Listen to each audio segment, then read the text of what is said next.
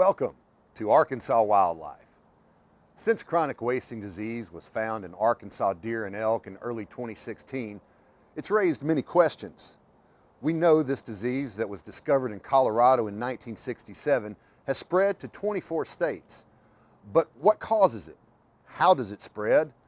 And how will it affect deer hunting here in the natural state? This week, we'll answer some of those questions and shed light on what CWD means to Arkansans who enjoy the outdoors. Arkansas Wildlife is brought to you in part by Academy Sports and Outdoors. Right stuff, low price, every day. Academy.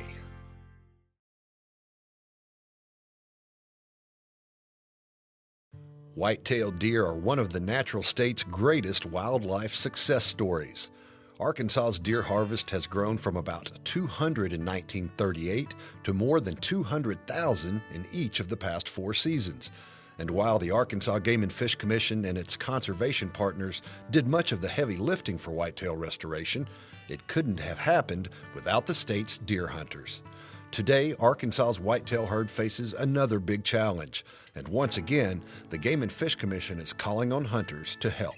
You just continue to hunt, continue to do your food plots and pay your leases and do all the deer camp things that you normally would. But just be aware that if you do come across a sick animal, notify us and let us sample that animal. Chronic wasting disease, or CWD, is a fatal neurological disease that affects elk, white-tailed deer, and other members of the deer family. The disease was detected earlier this year in an elk taken by a hunter near the Buffalo National River last October. Shortly after the positive elk sample was confirmed, a sample taken from a white-tailed deer near Ponca also revealed the disease.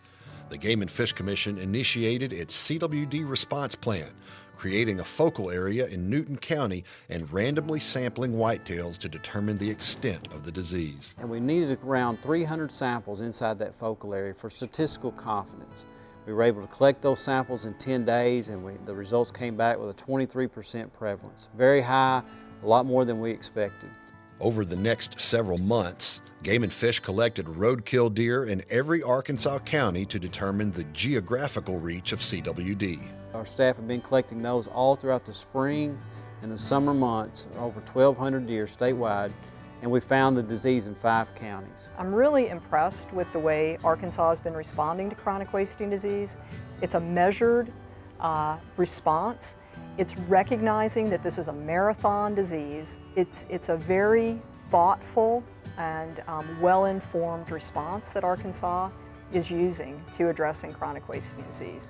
So this next phase that will come up for this upcoming deer season is going to continue to monitor the prevalence in our focal areas, but we're also going to try to fine-tune the spatial distribution. Can we shrink that up as much as we can and draw a definite hard line around where this disease is at in our state? Hunters can assist in the effort by voluntarily taking their deer to one of the more than 24 check stations that Game and Fish will set up during the opening weekend of modern gun deer season in the 10-county CWD management zone. Our goal is to collect 300 samples per each county in the CWD management zone. The second is inside the focal areas, the Newton County focal area and then the Pope County focal area. We want to collect 300 samples inside each one of those to monitor prevalence. With the onset of increased deer activity and seasonal movement in the coming weeks and months, Game and Fish will conduct additional CWD surveillance to try to detect any potential movement of the disease outside of the CWD zone. And that'll be statewide. That's the scale of that sampling, in that we want to see if that disease can be found anywhere else. And the best strategy for disease detection is through roadkill animals and through target animals. And we consider a target animal any sick or unusual whitetail that's showing clinical symptoms of being ill. In addition to informing wildlife officials about any sick-looking deer, hunters also can help by taking additional precautions after harvesting a deer. You ought to be more sensitive about how you process your game now. Try to debone as much as you can. Be sensitive about where you move the carcass around to. We did not regulate carcass disposal, but we have best management practices as to what you do with the carcass of the animal you just harvested. Hunters also can help by becoming familiar with new hunting regulations, including restrictions on baiting and feeding in the CWD management zone and prohibitions on moving harvested deer outside of the zone. Two goals associated with chronic wasting disease management. And one of them is to minimize the spread of the disease. We want to contain it inside the management area. And then also the second goal is to minimize the amplification of the disease. Is do not amplify it in those already established areas. So when you start talking about either the baiting and feeding or the antler restrictions or whatever the rule is, the carcass movement regulation, each one of those is directly tied back to one of those two primary goals. The popular 3-point rule for bucks also has been removed in deer zones 1 and 2. When you look at the removal of the 3-point rule, that's been one of the most popular regulations we've ever implemented with deer management. But when we look at our sampling in that management area, 43% of our 2.5 and older bucks were positive with this disease. So if 43% of your male segment has the disease, you do not want to protect those individuals. So that goes back to amplifying the disease. You don't want to amplify it. You want those individuals removed from the population. Although there's no evidence that CWD can infect humans, the Federal Centers for Disease Control and the Arkansas Department of Health say people shouldn't consume meat from an animal that's CWD positive. Hunters should also avoid harvesting sick-looking animals. But if that animal is walking around alert, performing normal daily activities of feeding, then harvest that animal, process it, and enjoy it, and continue to deer hunt. In other states where CWD is present, hunting license sales often have declined in the immediate aftermath of detection, but they typically rebound in short order, as was the case in Colorado after CWD expanded to the state's western slope in the early 2000s. There was a big buzz about CWD in Colorado. Lots of talk, and I heard that there were reduced license sales. In my business or my peer group, I really never saw anybody that quit hunting. Heard about it. I can't say that it ever affected my business. I've been hunting in Colorado since 1992.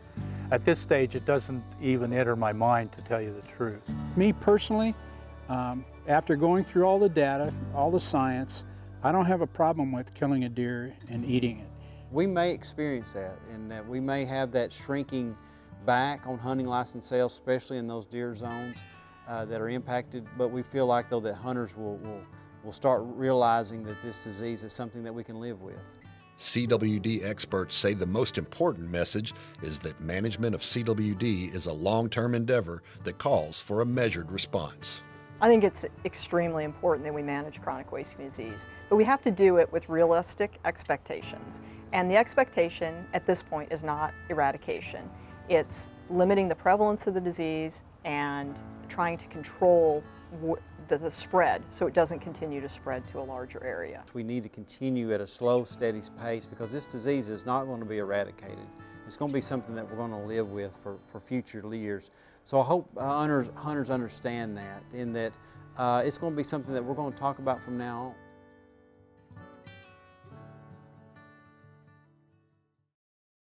Arkansas Wildlife is brought to you in part by the Arkansas Game and Fish Foundation. Support wildlife and conservation education in the natural state.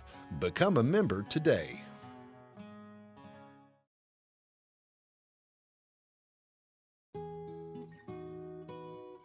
The Arkansas Game and Fish Commission's fight against chronic wasting disease started in February 2016, but the disease's history dates back half a century. Chronic wasting disease was first identified in Colorado in 1967 in some captive wildlife pens, in some deer in those pens. And it was a bit of a, kind of just a little scientific oddity, kind of an interesting disease that was detected and being studied. The deer pens were located in Fort Collins, Colorado, and today this city on Colorado's Front Range remains the epicenter of CWD research. Dr. Terry Spraker of Colorado State University has been studying CWD since before it had a formal name. We were seeing this disease and it was just like, oh, here's another one of those chronic wasters. And it caught. It wasn't originally named, but that's the progress that ended up having the name of chronic wasting disease. And then in 1981, it was detected for the first time in the wild in elk. actually in Rocky Mountain National Park. It was really just a disease that was of interest in northern Colorado, southern Wyoming, until about the late 1990s. And that's when it started showing up in a few more game ranches, a little wider spread, and then it was detected in Wisconsin in the early 2000s. And when that happened, that's when people really kind of took notice. Look, this wasn't just a very small geographic area. This is something that's having a much wider impact. Wisconsin marked CWD's first appearance east of the Mississippi River, but not its last. It has been found as far east as upstate New York and as far south as central Texas. Arkansas's CWD discovery made it the 24th positive state. What we don't know about chronic wasting disease is has it been geographically distributed across North America for a long time, and we just haven't detected it until it gets to a prevalence where it's easier to pick up. Or was it just, for example, in northern Colorado, southern Wyoming, and then it spread out to all these other areas in Canada and the United States? Although scientists have studied CWD for close to 50 years, there are still more questions than answers. So if I could have one question answered about chronic wasting disease, I think it would be to know all of the impacts of the disease. Will it impact deer populations in the long run? Will it impact the sustainability of elk in the long run? Will it affect any other species? We just don't know those things right now. A unique infectious agent called a prion is the underlying cause of CWD. And so it's not a bacteria, it's not a virus, it's not those things that we traditionally study. It's a protein that occurs naturally in the body, and that protein changes its conformation. And when it changes its conformation, then this domino effect starts, where all that protein changes its conformation. Then it starts building up in the body, particularly in the brain and some of the lymphoid tissue. And when that happens, the accumulation of the prion in the brain makes it to where the animal just isn't thinking clearly. And it starts to waste away, lose a lot of body condition. The longevity of the abnormal proteins complicates the CWD problem. Prions are very resistant to degradation in the environment and in animals, and so as far as we know, they can stay viable and infect another animal for years. That makes the management of chronic wasting disease a long-term proposition. It is a very long-term commitment that we have to make to understanding anything about it, and that we are never going to know everything that we want to know about it. But scientists like Margaret Wild and Terry Spraker persist in their research. Meanwhile, scientists here in the natural state are the latest group to join the fight against this insidious wildlife disease. So we just have to trust the best available science that we have and move forward with making those best decisions that we can, given that we have limited information, but we know that our intent is right to try to protect those valued resources, those deer and elk and the ecosystems that it's our job to take care of.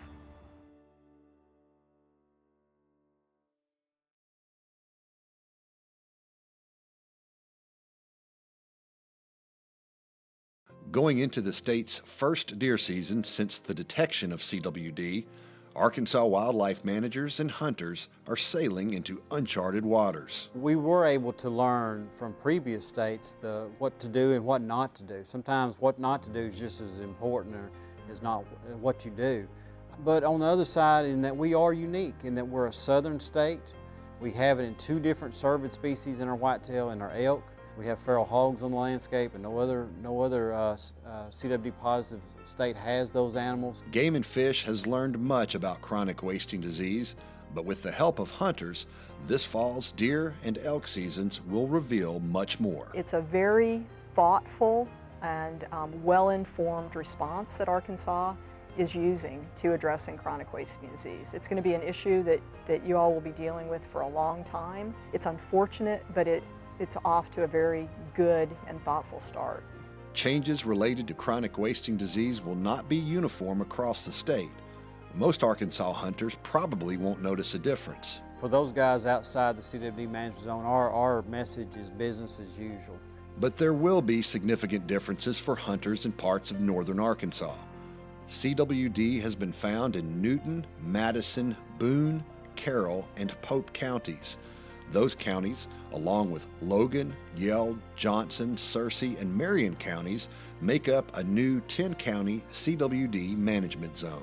We don't need this disease to escape out of those 10 counties. We don't need the disease to amplify itself in those 10 counties. So hunter input, hunter participation is crucial. New regulations also restrict the use of bait in the CWD management zone, but hunters are allowed to use bait to attract deer and elk between September 1st and December 31st. There also are restrictions on moving certain parts of deer outside of the CWD zone. Try to debone as much as you can. Be sensitive about where you move the carcass around to. We did not regulate carcass disposal, but we have best management practices as to what you do with the carcass of the animal you just harvested. Do I leave it on my property? Is there a place I can bury it? The thing that makes chronic wasting disease hard to manage too is this environmental contamination. So even if animals aren't spreading it nose to nose or deer to deer or deer to elk, it's still probably out there in the environment, and animals are going to be infected that way. Although CWD presents a daunting challenge, wildlife managers insist there's no need for panic.